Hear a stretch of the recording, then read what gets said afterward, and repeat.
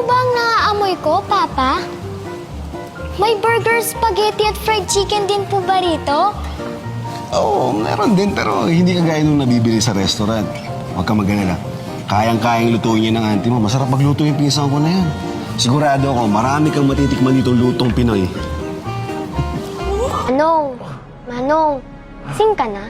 Sino raw ho tayo, Lolo? Pasensya ka na't mahina ang pandinig. Ako po si Bebang. Siya po ang lolo ko, si Lolo Myong. Tsaka po, ate ko yung nasa labas, si Ate Nita. Ikaw ba natukhang at itinapon doon sa laot?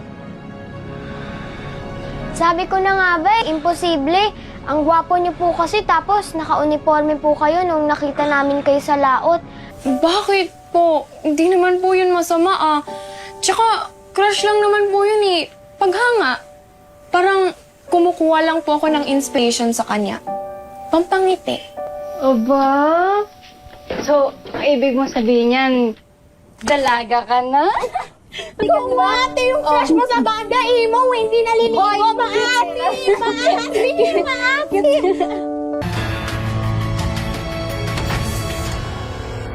Ay, pagiganti na kita, Ate Sara. Nang di ko natutungisan ng mga kamay ko ng dugo ni Gustavo Royales. Sorry, Riley.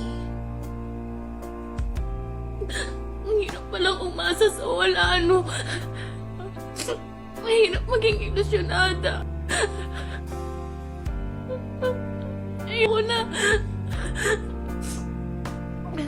Ayoko na maging abangers lang.